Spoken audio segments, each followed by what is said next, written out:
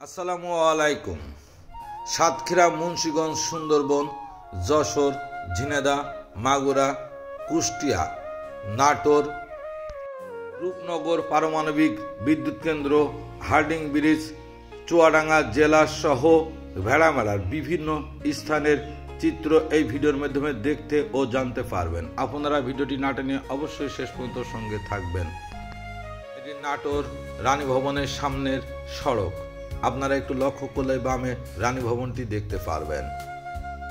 আমরা এখান থেকেও দেখে বেরিয়ে যাব রাজভবনের মধ্যে নাটোর। আমরা টমটমি ঘোড়ার গাড়িতে চড়ে রাজবাড়ি ভ্রমণ করছি।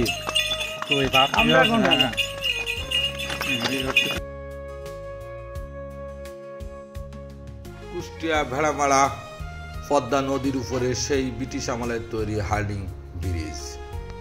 যেমন আঘাত দিলেও দেয় গো তারে ফল, ভালোবাসার বাগান দিলাম তুই দিলি অনল, ওই বাগানের ফুল কান্দা মরে আমার তুই চিনলি না, আমার ফুলেতে বন্ধু কাটা ছিল না।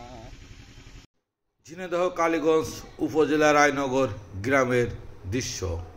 তারে ভুলতে চাইলে যায় না ভোলা, আমার অন্তর পয়রা হইল রে কালা, যেই প্রেম দিয়াছে বন্ধুয়া ও শৈল সই, তোমরা জানলে কয়া।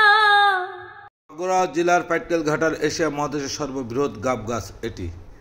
ঝিনাইদহ জেলার কোটচাঁদপুর উপজেলার বলুহার বাওড় মৎস্য হ্যাচারি। ওরে নীল দরিয়া আমায় দে রে দে ছাড়িয়া, বন্দি হইয়া মনোয়া পাখি হারে কান্দে রোয়া রোয়া। চুয়াডাঙ্গা জেলা বদরগঞ্জ আক্কাস লেক ভিউ এখন ভাইরাল একটি পার্ক। এটি কেটেরবিল নামে পরিচিতি ছিলেন। খুবই সুন্দর মনোমুগ্ধকর একটি স্থান। আপনারা ভালো করে লক্ষ্য করলেই বুঝতে পারবেন।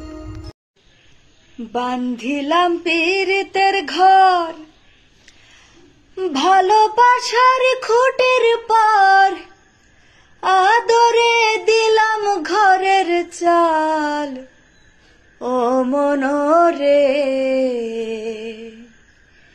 সুখেতে রব চিরকাল। বান্ধিলাম পীড়িতের ঘর, ভালোবাসার খুঁটির পার, আদরে দিলাম ঘরের চাল, ও মনরে সুখেতে রব চিরকাল, ও মনরে সুখেতে রব চিরকাল।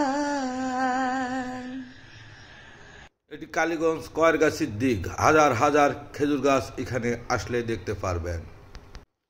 এটা সাতক্ষীরা, মুন্সিগঞ্জ, সুন্দরবনের গহীনে কলাগাছিয়া মিনি চিড়িয়াখানা।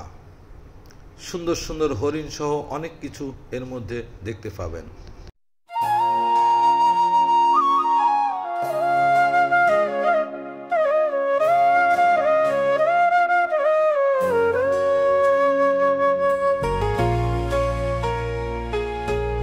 সুন্দরবনের সৌন্দর্যই মোহিত আপনি আমি প্রত্যেকটা মানুষই কম বেশি।